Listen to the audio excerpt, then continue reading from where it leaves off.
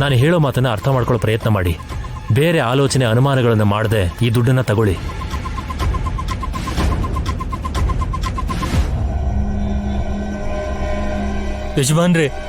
ಯಜಮಾನ್ರೇ, ನ್ಯಾಯ ಒದಗಿಸಿ, ದಯವಿಟ್ಟು ನನಗೆ ನ್ಯಾಯ ಕೊಡಿಸಿ.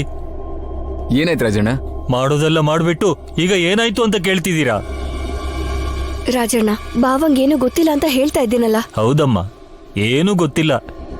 ನನ್ನ ಮೊಮ್ಮಗಳ ಜೀವನನ ಹಾಳು ಮಾಡಿದ್ ಮಾತ್ರ ಗೊತ್ತು. ರಾಜಣ್ಣ, ಏನಾಯ್ತು? ಹೌದು ಯಜಮಾನ್ರೆ, ಈ ಮಹಾನುಭಾವ ನನ್ನ ಮೊಮ್ಮಗಳ ಕುತ್ತಿಗೆಗೆ ತಾಳಿ ಕಟ್ತೀನಿ ಅಂತ ಹೇಳಿ ವಿಷ ಕಳಿಸಿದಾನೆ. ಏನ್ ಮಾತಾಡ್ತಾ ಇದ್ದೀರಾ ರಾಜಣ್ಣ? ನಾನ್ ತಾಳಿ ಕಟ್ತೀನಿ ಅಂತ ಹೇಳಿದ್ನ? ವಿಷ ಕಳಿಸಿದ್ನ? ಹೌದು ರಾಜಣ್ಣ, ನೀನ್ ತಪ್ಪು ತಿಳ್ಕೊಂಡಿದ್ಯಾ. ತುಂಬಾ ಹೊತ್ತಿನಿಂದ ದೇವಾಂಶ್ ಅವರು ಇಲ್ಲೇ ಇದ್ದಾರೆ.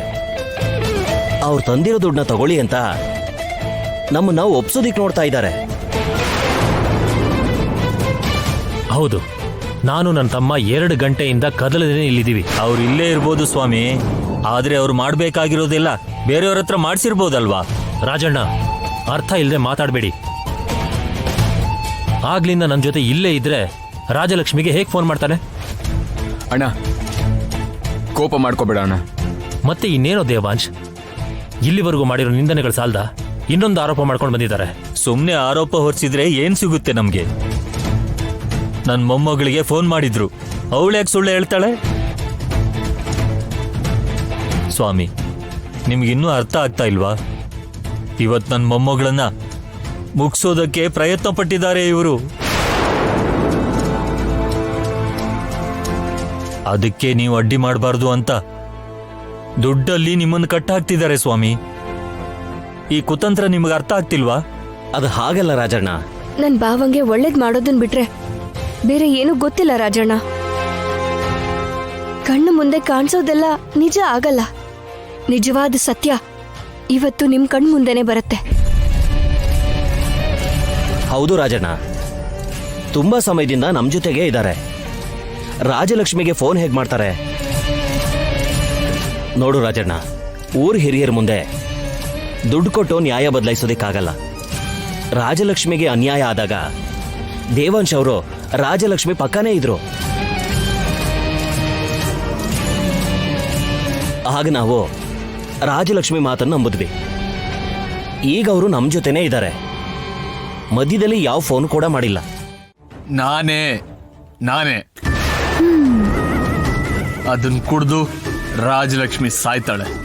ದೇವಾಂಶ್ ಗಲ್ಲಿಗೇರಿಸಿ ಅವನನ್ನು ಸಾಯಿಸ್ತಾರೆ.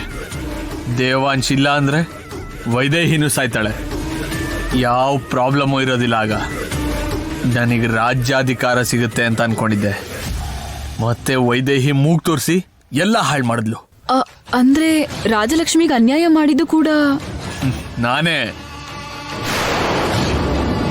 ಈಗ ಹೇಗೆ ದೇವಾಂಶ್ ಸರ ವಾಯ್ಸ್ ಚೇಂಜ್ ಮಾಡಿ ಅವಳ ಜೊತೆ ಮಾತಾಡಿದ್ನೋ, ಅವತ್ತು ನಾನು ಕತ್ಲಲ್ಲಿ ವಾಯ್ಸ್ ಚೇಂಜ್ ಮಾಡಿದ್ದಕ್ಕೆ ನಾನೇ ದೇವಾಂಶ್ ಅನ್ಕೊಂಡು ನನ್ನ ಹತ್ರ ಬಂದ್ಲು. ಕತ್ಲಲ್ಲಿ ಮುಖ ಕಾಣಿಸ್ದೆ ಅವಳ ಜೀವನನೇ ಹಾಳು ಮಾಡಿದ್ದು ದೇವಾಂಶೆ ಅನ್ಕೊಂಡ್ಲು. ಆಮೇಲೆ ನಾನೇ ಕಳಿಸಿರೋ ಮತ್ತೆ ಎಳ್ನೀರನ್ನ ಅವಳು ಕುಡಿದು ಪ್ರಜ್ಞೆ ತಪ್ಪಿದ್ದಿದ್ದ ದೇವಾಂಶನ ರಾಜಲಕ್ಷ್ಮಿ ಹಿಂದೆ ಮಲಗಿಸ್ದೆ. ಅದನ್ನ ಊರಿನವರೆಲ್ಲ ನೋಡಿ ದೇವಾಂಶೆ ತಪ್ಪು ಮಾಡಿರೋದು ಅಂತ ನಂಬಿದ್ರು. ಹೌದಾ? ಮತ್ತೆ ಅವತ್ತು ನೀನೇನ ಅಂತ ಕೇಳಿದಾಗ ನಂಗೇನು ಗೊತ್ತಿಲ್ಲ, ನೀನ್ ಪ್ಲಾನ್ ಮಾಡ್ದ್ಯಾ ಅಂತ ವಾಪಸ್ ನನ್ಗೆ ಕೇಳ್ದಿಯಲ್ವಾ? ಎಲ್ಲಿ ಮ್ಯಾಟರ್ ಲೀಕ್ ಆಗುತ್ತೋ, ಎಲ್ಲಿ ನಾನು ಸಿಕ್ಕಾಕೋತೀನೋ ಅಂತ ದೇವಾಂಶ್ನ ಗಲ್ಲಿಗೆ ಎರ್ಸದ್ಮೇಲೆ ಹೇಳೋಣ ಅಂತ ಅವತ್ತು ನಿನ್ಗೆ ಹಾಗೆ ಹೇಳ್ದೆ. ಆದ್ರೆ ಮಾಡಿದ್ದು ನಾನೇ. ಕರ್ತೃ ಕರ್ಮ ಕ್ರಿಯೆ ಎಲ್ಲ ನಂದೆ. ಹಾಗಾದ್ರೆ ಮಾಡಿದಕ್ಕೆ ಕರ್ಮನ ಅನುಭವಿಸುವಂತೆ. ಈಗೇನು ಮಾಡೋದು? ವೈದೇಹಿ ಆ ವಿಷನ ಕುಡಿದ್ರೆ ದೇವಾಂಶ್ ರಾಜಲಕ್ಷ್ಮಿನ ಮದ್ವೆ ಆದ್ರೆ ನೀನ್ ಅನ್ಕೊಂಡಿರೋದ್ ನಡೆಯಲ್ಲ. ಏನ್ ಮಾಡೋದೀಗ?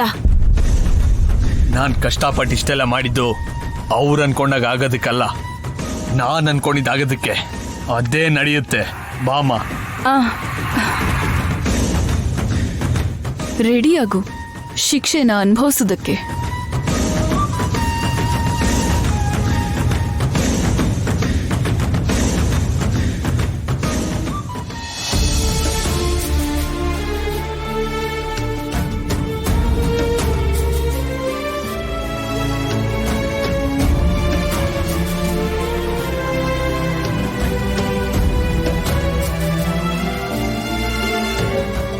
ನನ್ನ ಮೊಮ್ಮಗಳ ಜೀವನನ ಹಾಳು ಮಾಡಿಬಿಟ್ರು.